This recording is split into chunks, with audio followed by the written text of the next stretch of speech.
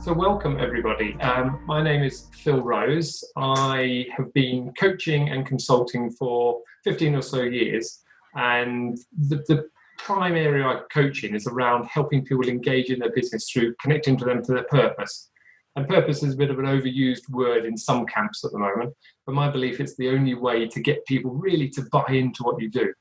And I talk to a lot of people about this, and I talk to them about it outside of their business as well, because actually we all have to have a clarity around who we are and what we do and why we do it, I believe, to really engage ourselves. But from a business perspective, one of the key things I notice is that those businesses that are better engaged with their staff are the ones who have a clarity of purpose. I always say above and beyond making money. I see lots of businesses out there which are great at going out there and they say we're going to go and change the world, but actually what they are is just money machines. Because my view is those that get the balance between culture and commercial are the ones that really do best. And I work more on this cultural side, which is actually about engaging employees, making people feel wanted in the business. And my purpose in life is actually just to inspire people to take action, to realize they have choices in what they do.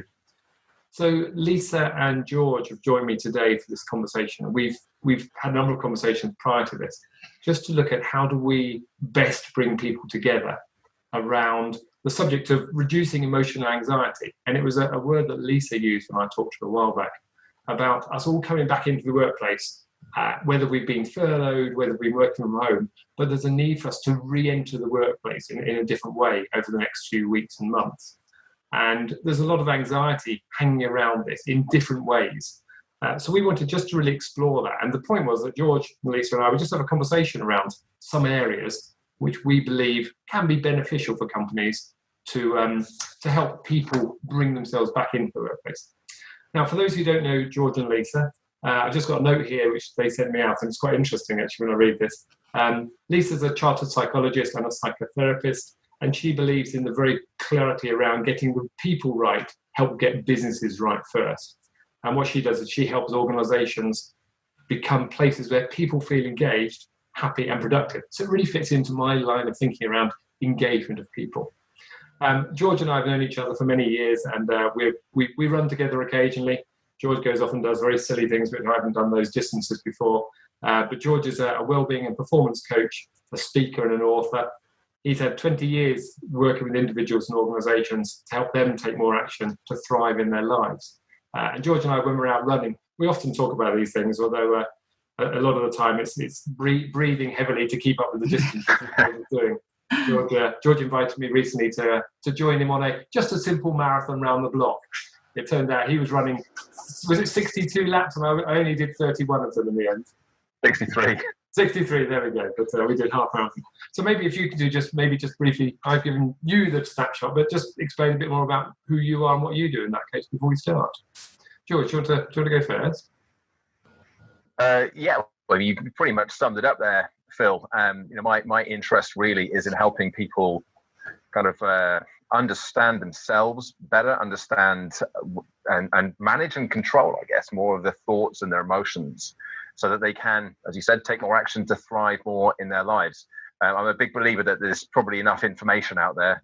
People kind of know what they should be doing, especially when it comes to physical well-being, but we just don't do it. Yeah. And that's the kind of a classic challenge, a classic issue, and a lot of that is just because we're controlling our behaviours from what's going on up top. So, in the same kind of similar viewpoints to yourself and Lisa, the more we can understand ourselves and the way we talk to ourselves, the better results that we can get and the better experience we have of our lives. So. That's very, very, very true. No, nice bit. And I think that's a good segue into some of the things that Lisa does as well as a psychologist. So Lisa, just to expand on what I said in that case, maybe about yourself. Yeah, so I think, well, like both of you said, it's about people being their best. And actually, if we look after people and enable people to, George used the word thrive, I talk about that a lot, but that sense of being able to understand themselves, but also understand those people around them and being able to connect well with people around them. And as George said, there's so much information around this. It's not rocket science, but people are overwhelmed with actually how much information there is, I think, and also struggle to put it into place when their own emotional arousal might be higher than perhaps they want it to be, which gets in the way of them being able to implement stuff really well for themselves and for others. So it's about having those sort of strategies at an individual level, an organisational level, for people to be able to really engage and be at their best. Yeah, I think, and that thing about being at your best, I think, is one of the key things, isn't it? You know, we've all spent the last 10 or so weeks working from home, and we've all tried to get on with this. And for some of us, I've worked from home for the last 14 years. But most of my weeks, I go out and see people at the time as well. I don't always work in the office 5 days a week. I'm out doing other things.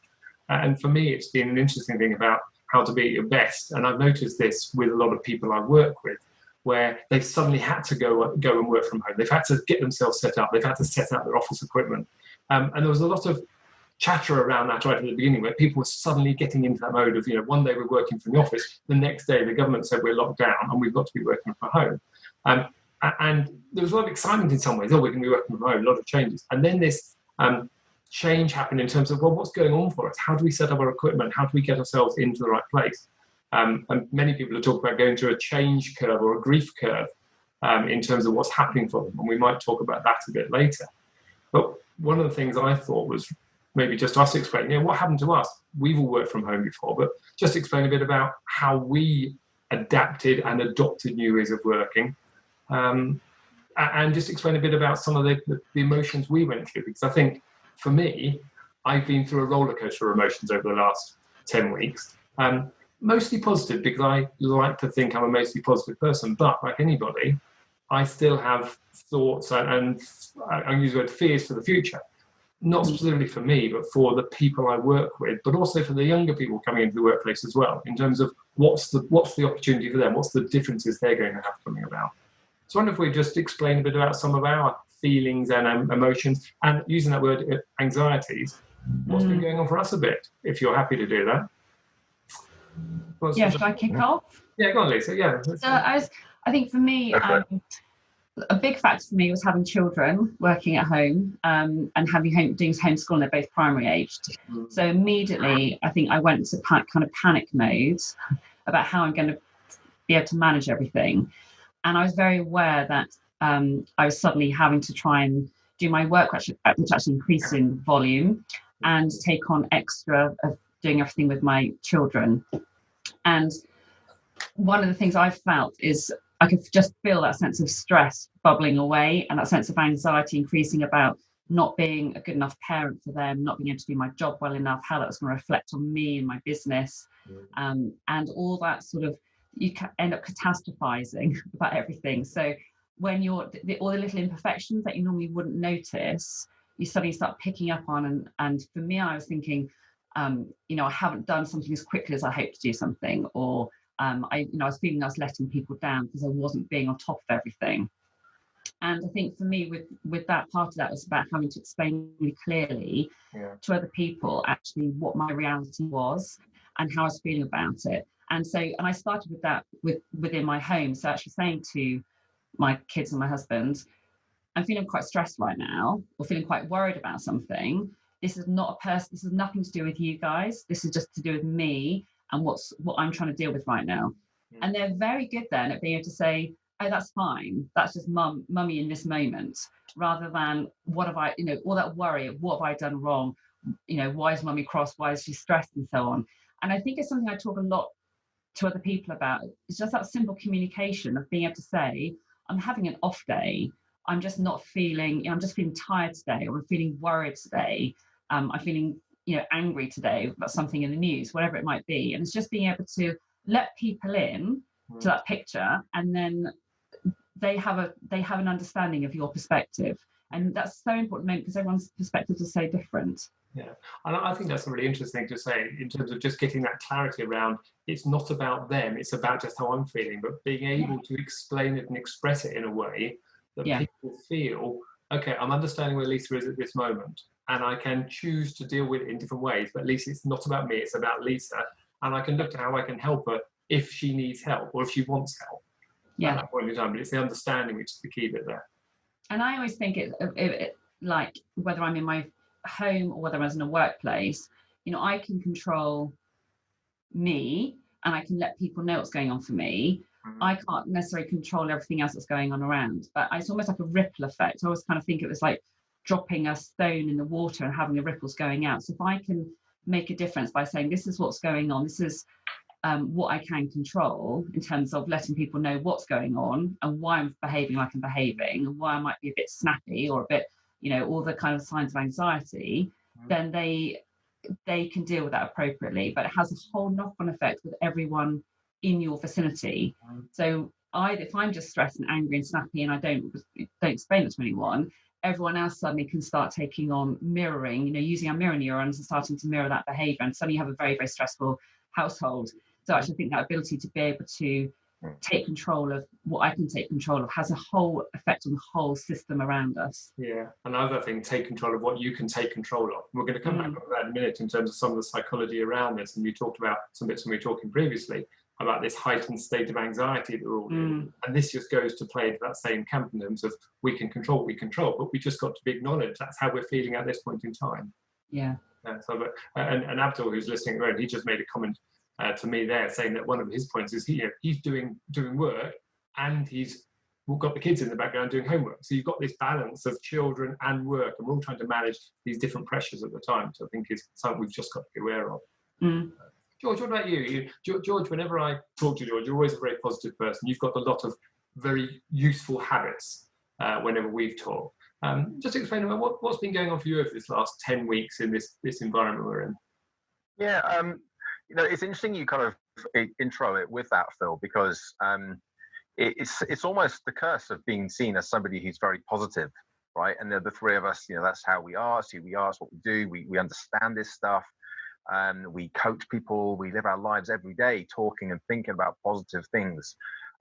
But it doesn't make us immune to those days, Lisa, as you said, that you feel extra stressed or there's something. It could be nothing. You may not be able to put your finger on what it is, but you still feel that extra sense of frustration.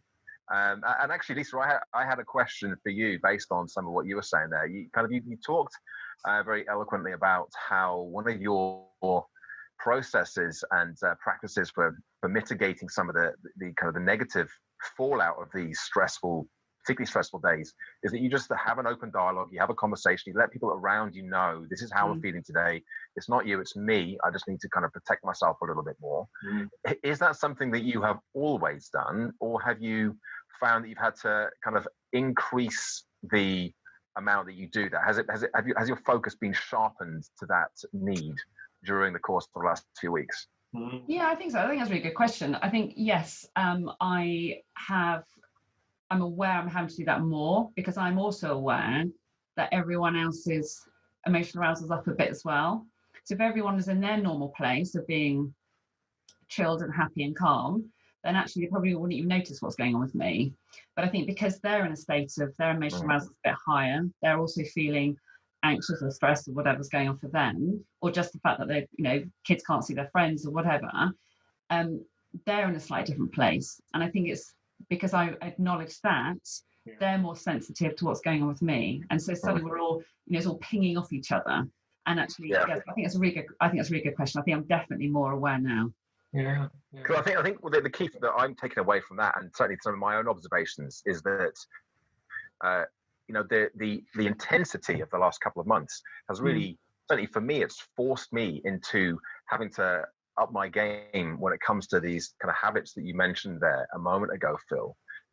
And it's been eye-opening, kind of revelatory, but also incredibly empowering as well to know that, hey, look, I have got the resourcefulness to access these techniques and these, to give myself that I can control this. And there's no way I'm going to be stopping that just because we're moving into this kind of next phase when things go back to normal.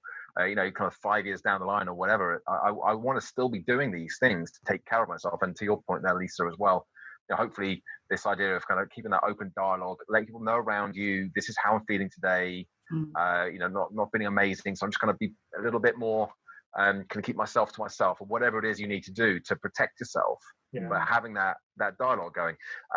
And I think this is where we move into that. You mentioned about the change curve, Phil, this final stage of integration, where we take what we've learned and we've made meaning of it and the significance, and we've learned things really powerful about ourselves and how we respond to things. But we don't just forget all of that as we move into this next phase. We actually start to use it and, as I said, integrate it into kind of normality. Yeah.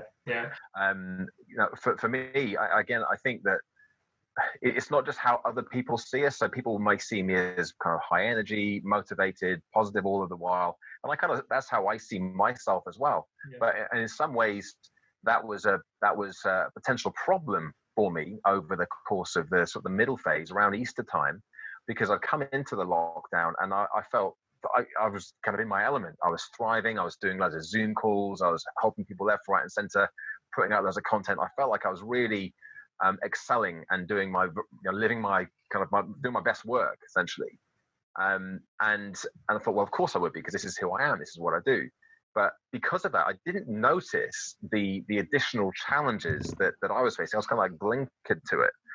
And so kind of around Easter time, I just found myself in a bit of a dip, and it was probably a little bit of a lag there of a few days before I realized, I've got to really sit up here and pay attention to some of these personal self-care practices. Yeah. And it was nothing kind of special, nothing radical, just taking care of things like, making sure my exercise was on point. I was being active. I was taking more regular breaks. That was a really big one for me. So if I felt that kind of sense of uncertainty or anxiety, and I kind of, you mentioned catastrophizing thoughts, Lisa, if that started to creep into my mind, then I'd take a break. I think it's really interesting though, that, because, that's what people need to be doing, is taking the breaks and doing what they need to do to be their best, and knowing what those early warning signs are, where some people feel that kind of tension in their chest or their shoulders, hunched up, or they're getting headaches or whatever it might be.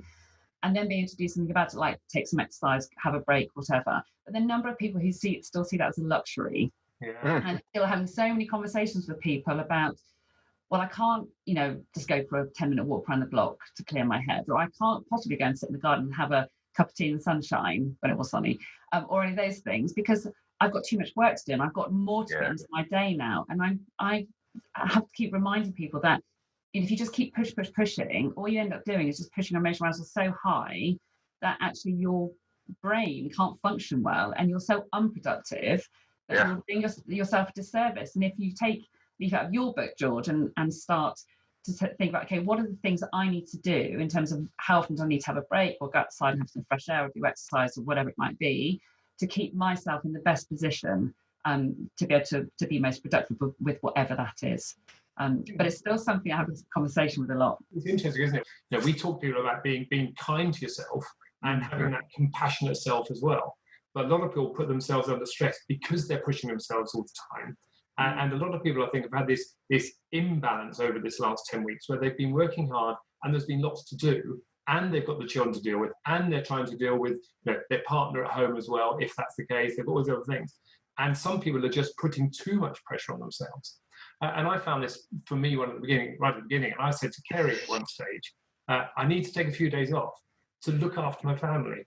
Because for me, I realized I was working, but what I'd forgotten is my kids and my wife were at home in a different environment. Whereas for me, I'm used to doing this. This is how I work. But I realized they're at home having to deal with being at home all the time. And I was neglecting that. And for me, it struck me that I needed to be kind to myself and give myself permission to have time off, see them, and just do nothing for a while, if need be. But more importantly, focus on what they needed. And it helped me. And the flip side of that was then I realized I also needed to focus on what I needed as well. And I liken it to the typical thing when you get on a plane, they say about putting your own oxygen mask on first. I realized over this time, I needed to have my oxygen mask on. So I've started to do something differently. And George and I have talked about this a few times. And George gets up earlier than I do. But for me, I set my alarm for 6 o'clock in the morning. And I get up at 6 and I do a couple of things which are a consistent thing I try and do every day. But if I don't do it, I don't beat myself up for it. But the thing is, I get up and I just do some stretching. I go and do some Pilates or some yoga in the garden to get myself into the state in the morning. And then I sit down and I write in my journal. I actually physically write down a number of different things just to help me focus on what I need to do for the day. But I realized, actually, that's my time. And the key for me was about being kind to me by saying, right, I need to do these things. It just helps me get focused and get clarity. And then during the day, I can come back to my journal and say, what is it I plan to do today? What are the key things to help me manage my energy? Because I noticed I need to take time out for my wife and my children, but also I needed just to manage my own energy, just to manage those gremlins that were going on occasionally, telling me things that weren't going to be right, and saying, okay, it's all going to be okay. Focus again. Go back to what you know how to do. And when I do that, I can get myself in a centered space again. That sense of kind of judgment and guilt, almost, for taking time to do something luxurious, like taking a break when you're so busy. It's the whole Stephen Covey 7th habit of sharpen the saw, right? Yeah. You just take a moment to sharpen the saw, then you cut that damn tree down a lot quicker. I haven't got time to sharpen the saw. I've got to chop this tree down. I'm doing this tree down. Yeah, Lisa, you're about to say something as well. Yeah, I was just going to say, I mean, you use the word needs quite a lot, Phil, and I think it goes back to something you both talked about. And I use an emotional needs audit quite a lot when I work with people. So it's on the Human Givens Institute. They have a really good tool you can use, which is basically a check-in with how well are your emotional needs being met. And it's recognizing that, we've all got these physical needs, and George, you kind of alluded to the fact that people are better at meeting those. But in terms of our looking after ourselves emotionally, and knowing that we need to do stuff that gives us a sense of control and a sense of achievement, which if you're just kind of feeling like you're running along the wrong way of a conveyor belt, then you don't feel like you're making that progress. And stuff that gives us a sense of meaning. So if we got our meaning from going to, socializing or going to whatever club, we can't do that now. What do we replace that with? And I'm noticing for a lot of people, their level of anxiety is going up because they're suddenly feeling like all this, what they used to engage with in life has been taken away from them. And so their basic emotional needs are not being met. And it's having to look at, how can you get your need for status met differently, and not in an unhealthy way. So people who are working from home suddenly having to work twice as much to prove their worth to their employer, and all those kinds of issues that are coming up. So I think it's really important to, like you say, Phil, recognize what you need to do to meet your own emotional needs. You have to put those first before you can start to look at other people. And one thing I wanted to segue into in that case, we talked about this phrase that you've used a few times, Lisa, when you've talked to us, is around this heightened state of emotional anxiety, and use the word emotional arousal in terms of people there. Can you just explain a bit what that means? Because I think this is going to be one of the things that's key for people now as we transition back into the workplace. And what's your take on that? What's that mean? So the way I talk about it a lot to people is the amygdala, which is like our little, I like it, which is a security officer in our brain, whose job is to keep us safe. And at the moment, our amygdalas are tending to fire quite a lot because they're just seeing threat. They're anxious. It's the uncertainty of the future just creates a sense of risk, and therefore our amygdalas are hypervigilant because they're not sure what's going to be happening. And as soon as your amygdala, like in your, when you're chilled, your security officer is having a nap in his chair, biscuit, whatever. And as soon as he's getting a bit stressed, he starts jumping up and down a bit, and it causes your emotional arousal to increase. And the problem with that is that, and I almost liken it to, I tend to scribble things on pieces of paper, but I always liken it to, you kind of got your brain or your head, and your emotional arousal creeps up to the point where it literally hijacks your cognitive brain up here. And we call it emotional hijacking. Yeah. So when your emotional arousal is too high, it stops your cognitive brain and all the cognitive functions, such as being rational, reasoning, communication, empathy, everything you need in order to be a successful human being in terms of how we measure those that success. It gets in the way of that being able to be effective. So we then end up with that kind of black and white thinking and really focused on the problems rather than be able to see any other solutions. And that sense of kind of just feeling overwhelmed, but not really being able to see where you go with it. And so for me, the priority is always about getting that emotional arousal down. And I think for me, the worrying thing as well is there's a lot of people who are experiencing, as a term, high functioning anxiety. So it's not the people who, there are some people who struggle with anxiety, and there are some people who you might think stereotypically would struggle more with anxiety. It's not those cool as a cucumber types. Certainly not people like George, who is always very calm and composed and looks like, he's superhuman. But actually, the reality is that anyone can and does experience anxiety, but some people are much better at masking that. So when they're very kind of appear very competent and confident, our leaders, our people who are very good at speaking about all this stuff, or just leading other people, managing teams, they can't possibly experience anxiety, but actually they do. Their brains in the same sense of emotional turmoil, but they're just good at masking it. Well, what I've noticed that have been really sort of has been really refreshing has been the number of conversations where leaders and those kind of individuals who you describe as being sort of, you know, cool as a cucumber, and you think, well, they've got it nailed, they're not going to be struggling at all, have been quite open. I know this isn't across the board, but I've seen more people than ever before willing to talk about their own personal challenges in a kind of a, not a pity me, poor me way, but a matter of fact way. Like, this is completely normal, but also in a way that they probably haven't done before. Yeah. And do you know, George, it's really interesting. It's really healthy, really good for teams as well. Great leadership to show that vulnerability. Phil, you put a post up on LinkedIn just the other day asking, is it appropriate to show emotions in the workplace? Of course, it depends on the situation and what impact that has on other people. But ultimately, like, no one's a robot. We all experience the whole range of emotions, from the good ones to the not so good ones. And the more we're able to talk about that, even just talking about it, the whole name it to tame it thing, right? If you're able to name it and say, well, that's interesting. This is how I'm feeling right now. I'm feeling anxious, or I'm feeling a little worried. What's driving that? And to unpick it and unpack it through the lens of curiosity instead of judgment, then you can start really understanding it and riding it out in a more healthy and productive way, rather than becoming mired in it and struggling through it. And it's really interesting, actually. You mentioned that, and I've got this book beside me, and on my post the other day, I referenced this. And this is the book which I picked up many years ago. And the thing that drew me to this at that time, there's a quote on the back by Country Living, so what reference that is. And it says here, express your emotions at work and still be a success. And when I read that, I just thought, how can they write that? And that was taken as praise at the time. And it's really interesting, that still be a success.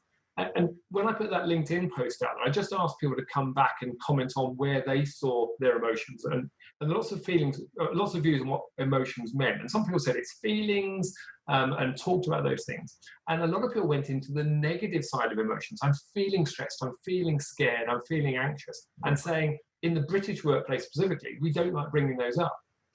And we often talk about, well, in British workplace, do we bring up the other emotions, the positive? Hey, I'm feeling really energized today. I want to go and do these things. And it's always the stereotypical salesman saying, come on, we're going to go gung-ho for this today. But actually, when you look at it, we all come to work with our emotions. We come to work with feelings.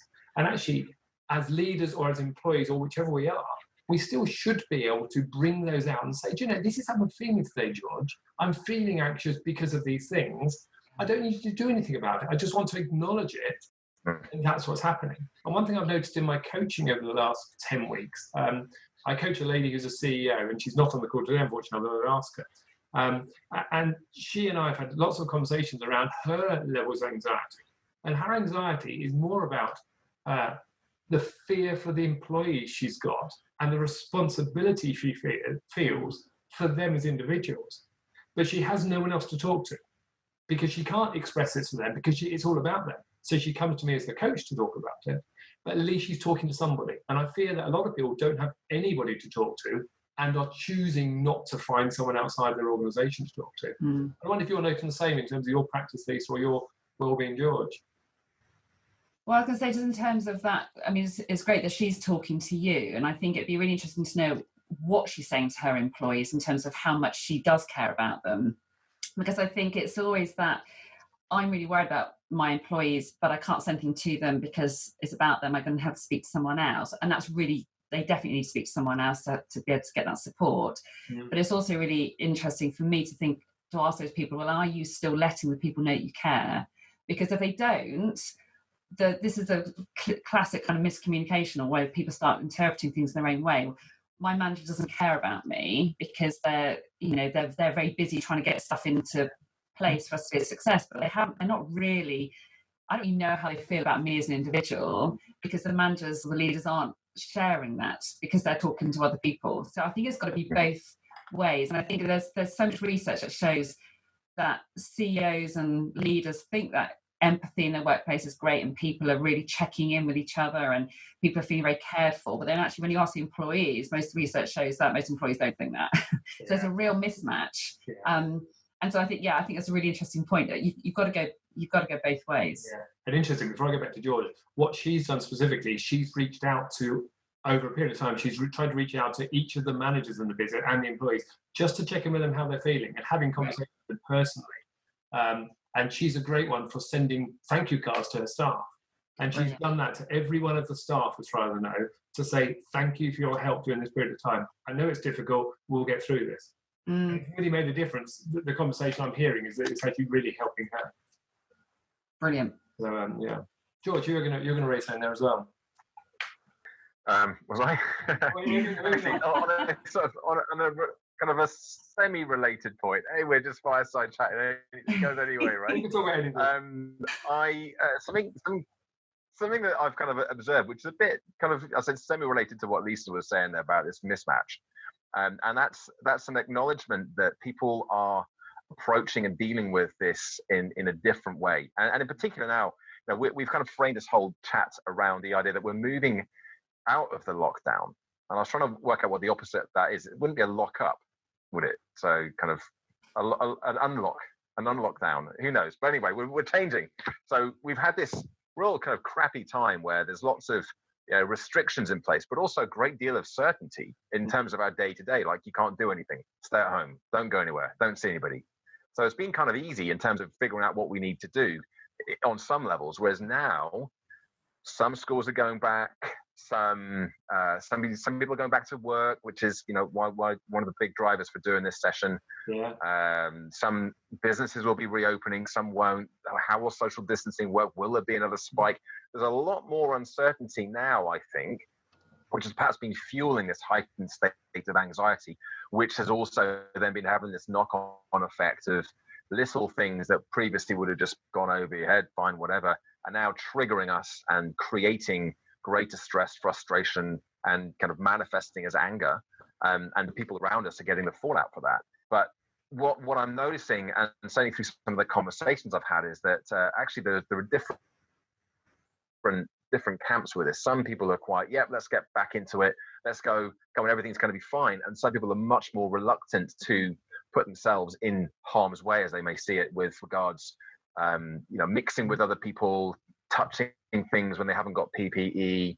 And so there's this a difference of opinion. And if you're working in an organization and they're saying everyone's got to do it this way, that's the leadership's decision, but you're of the opinion that actually it's not safe yet, then that's going to create anxiety. Or maybe the other way, if you've got a very cautious leadership team and they're saying, well, it's going to hold back for a little while, bit longer, working from home, and you're now, come on, let's just go into it ready. Again, there can be things are happening too slowly for you, which can also be frustrating and stress causing.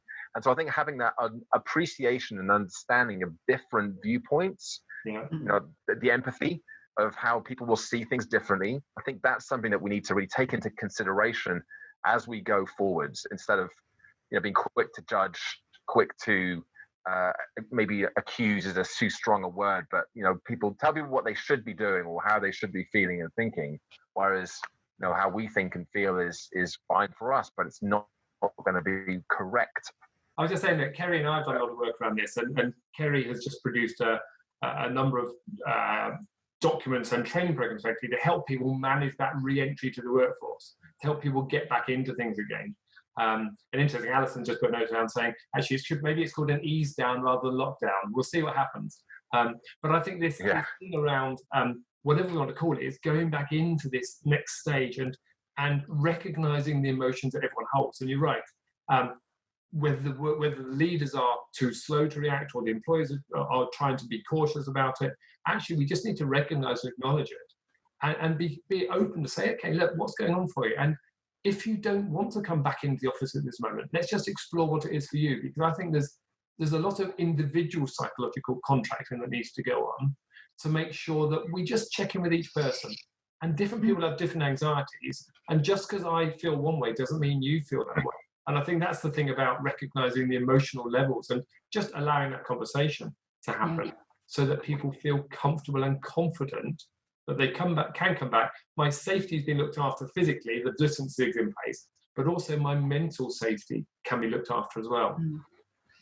I was doing a webinar with another colleague yesterday on the conversations around re-engaging people back in the workplace, and it was quite interesting having the focus on for people to be able to talk about the conversation. So rather than, you've got to be thinking about 20 different things, it's actually just get your conversation right, get your communication with your employees right.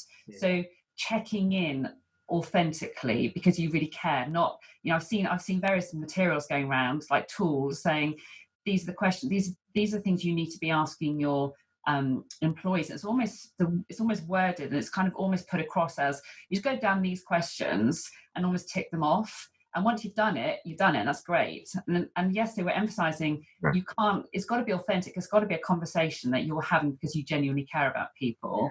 And you've got to have it regularly, because if you ask me how I'm feeling today, I could answer all your questions. Ask me 2 days' time how I'm feeling, it's probably completely different. Actually, it will be because it's Saturday. but it's that sense of it's okay to expect your responses to go up and down. So you have to keep checking in. It might just be a text message or a quick phone call. Forget the video calls because everyone's a bit fed up of staring at a screen now. So, you can have a phone call while you're walking or whatever it might be. But just that sense of, how's it going today? Are you still worried about such and such? Or are you still feeling okay about such and such? Because it's only when people are experiencing the reality for them in the workplace or wherever the challenges are working from home that they suddenly think, oh, this isn't actually working so well anymore. Yeah, I think that's a really good point, actually. That even I recognise it. I was going through this emotional roller coaster at the beginning. And actually now we're all doing the same thing, and it's daily, it's hourly that people can have differences of feelings. I deal with a lot of people who work in car dealerships at the moment. They have to be one of my big clients. And so they're reopening up the showrooms.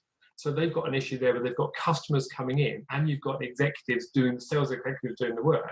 So they've had to set up their systems. We've also then got receptionists dealing with the customers coming in. So there's lots of anxieties that everybody is facing at different times.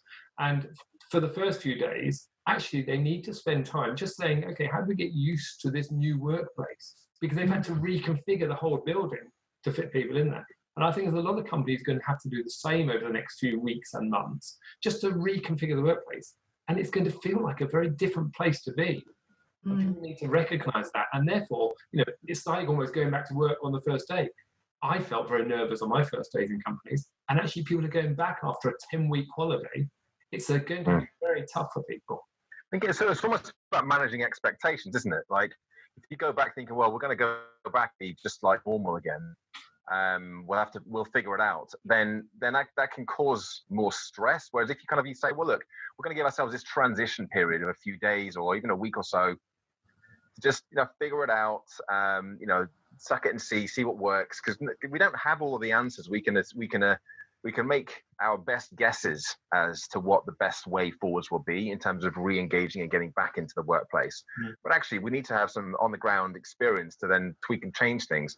I think taking the pressure off ourselves to kind of be perfect straight out of the gate is, again, another way of just reducing that anxiety, because it takes, we'll be okay. We'll figure it out. You can't control everything. To your point earlier, Lisa, you can't control everything around you, but you can start to influence your response to it by demonstrating that self-compassion, that lack of judgment, and that trust in yourself and those around you, that actually you can figure it out. You are resourceful enough to figure it out. And I think when you take that pressure off and that anxiety drops, then actually your performance goes up anyway. So you're more likely to get to the best solution at the end of the day anyway. Yeah. And actually, that goes to my point that I often think about. A lot of companies are trying to go back to the new normal. That's been a phrase that's going around. Someone this morning on my breakfast meeting said, actually, it's going to be a fresh start. And there's a lot of differences. And from that perspective, I think people have got to be aware of productivity levels. Where people are working 8 hours a day, it comes back to Lisa's point earlier. We've got to allow people to take breaks and take mental breaks from what they're doing as well. And that check-in. So we're not, if we're in the office for 8 hours a day, actually, how many hours of productive work are we likely to get from people? And how do we manage the expectation of the amount of output we're going to be getting from the business? Yes, we're all behind on revenues, and people might have issues around it. We've got to drive budgets, got to fight to get back where we were again. Actually, no, we've got to understand how the employees become better engaged. And it goes to my point again. Actually, I work on culture and commercial. Let's get the culture right. Let's help people really feel safe. And ultimately, you'll drive the commercial returns. But you've got to get the people connected back to the business, re-engage and feeling that they're part of something again in a safe environment before they go on. And I think that connection with the business, it's almost that connection with the team as well, isn't it? Because, you know, we've had lots of conversations today about kind of checking in with individuals, but actually as a team, how well are people joining back together, and how well are they understanding what's gone on for each other? Are there resentments about the different circumstances?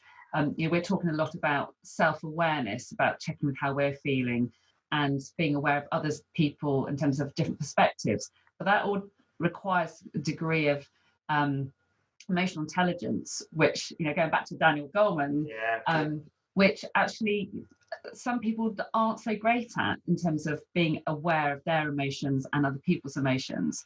And they, you know, having opportunities to talk with someone outside and to talk with someone else to say, actually, I'm really struggling with this, or that person's struggling with that, and having those conversations where we can say, well, actually, maybe people need to have support to understand that different people have different perspectives. My way is not the only way. And although we know that, there are a surprising number of people who don't appreciate that. Really good point. Really good point. And I think there's something around there about you know, having that ability to co-create solutions with people, and in doing so, checking in that everybody's got the common understanding. And you're right. There's less empathetic people out there, and there's more empathetic people.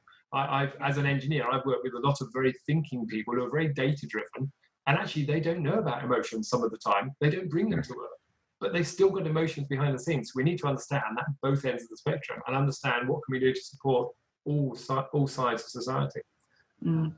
Now, look, we could talk about this for a long time. We always said that 45 minutes would never do this justice in terms of conversation.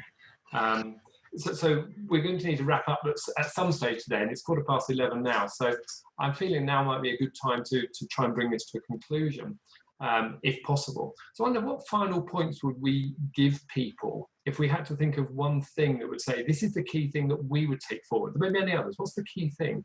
What advice would you give people to work on, and where can they find out more information if they need to? So I'll go then, because George and I both look at each other.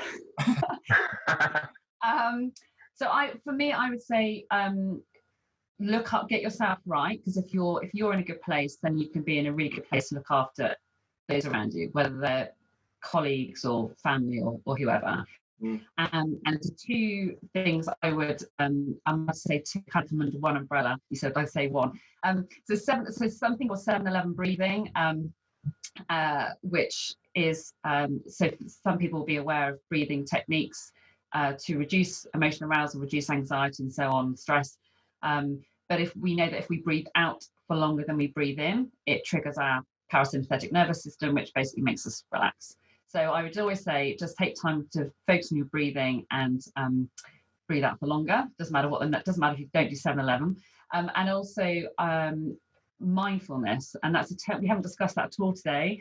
That's a whole another 45 minutes. But in essence, stopping your brain from worrying about stuff that's gone on in the past, or busy planning and predicting the uncertainty, or worrying about the uncertainty of the future, just by focusing your brain on the here and now. This is not about, it was a real fad at one point. People thought it was like, oh, it's this all hippie stuff and you have to empty your brain and all the rest of it.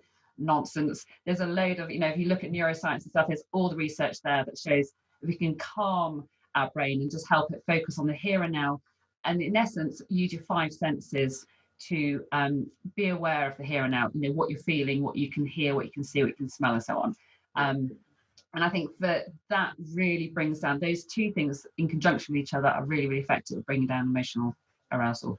Yeah, lovely thought. Thanks, Lisa. That's really, really good. And I really take that back.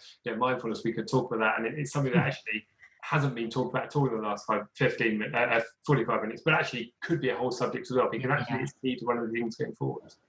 So great points. Thank you. What about you, George? What would be your takeaway or your giveaway from this people to pick up. I think one of the points that we have made today is how important it is to check in with yourself and to say, well, like, this is how I'm feeling today. Because it is, at least you made the point that it's important to share how you're feeling with the people who are around you, but actually just sometimes just acknowledging it to yourself is enough, is a starting point to say, actually, you know what, today I'm feeling a little wobbly, I'm not feeling brilliant, I'm a bit struggly, and it doesn't matter, I'll be okay, but I just need to protect myself and maybe take it a little bit steadier today, and just be aware that I'm probably going to be triggered by more things or more easily.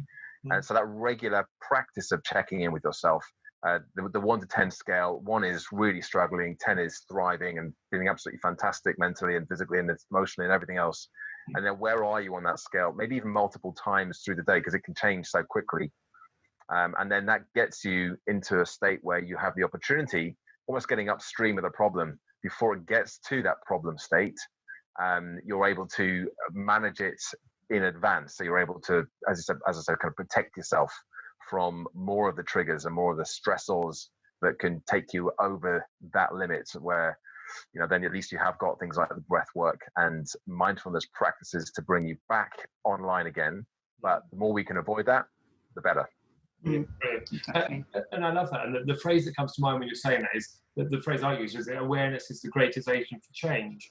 Once you're aware of what's going on for you, and I really take your 1 to 10 scale, which is a really easy way of doing it, just recognizing that for yourself, and then you can do something about it ahead of it happening, so you'll be aware of what's going on. Interesting, actually. I was thinking as I asked the question to you, what would be my one takeaway? And I think for me, I come back to my little black book, my journal. I'm a big one for this, and George knows this as well. And I think for me, it's about, I write down here something from the 5-minute journal, which is 3 things I'm grateful for every day. Just because it helps me reflect on where I am, what I need to be doing, and just going internal about that. And George and I have talked recently about a book called The Daily Stoic, which is a great quote each day for something to consider. It just helps me focus on that. So I read that quote, and then I look at my journal and write down the 3 things I'm grateful for. And the quote that came out yesterday was taking Plato's view. And I'd never come across this before. But Plato, apparently, he looked at things and said, when you take a perspective on anything and go above it, it actually becomes much more insignificant. So for me, I try and look at it and say, okay, this is just a blip. What's happening now will pass. We will be all right in the end. And if you keep that mindset, if you come above it, actually, where are we? We're just in a blip in our lives, and we'll look back on it. I listened the other day to an interview with Tim Ferriss and Kevin Hart, and Kevin Hart said something that was really clear. He said, people talk about great moments in history, and one day people will look back on this and say, this was a changing point. So what do we do about it? Because if we can get that perspective on it and understand how we go in the workplace, taking that mindset, actually we can do a lot of good because of it. So I take Plato's view and I write my 3 journaling points and then see what comes up for me each day. Before we finish that, Kev, where can people find out a bit more? Obviously, we're all running business, we're all here to help. I'd love to do more of these webinars. George, just a quick plug for yourself in terms of where you are, where you're at, how people get in touch. Well, my website, bygeorgeanderson.com, or find me on LinkedIn, where actually LinkedIn's probably the best place just because I post a lot more content pretty much every day on LinkedIn. But yeah, I'd love to connect with anybody who watches this and wants to find out more. Okay, thanks, George. And Lisa, for you as well? Yeah, same. My website is timeforchange.co.uk or on LinkedIn. That'd be great. I'd like to connect. Perfect. Well, I hope it's been useful for everybody. We will be running another one of these. I've really enjoyed it. It's been a great conversation. Hopefully you've all got a lot out of it. Thank you for your comments in the chat box. Sorry I haven't responded to all of them, but I'm hoping this has been useful. If you did find it useful, drop me a note and say so. Just give us more information. And also just let us know other things you might want to talk about in the future. I think we've got lots of conversational pieces here, which would be really useful. So thank you for joining us, and goodbye, keep going, and be safe. Thank you. Thanks, everyone.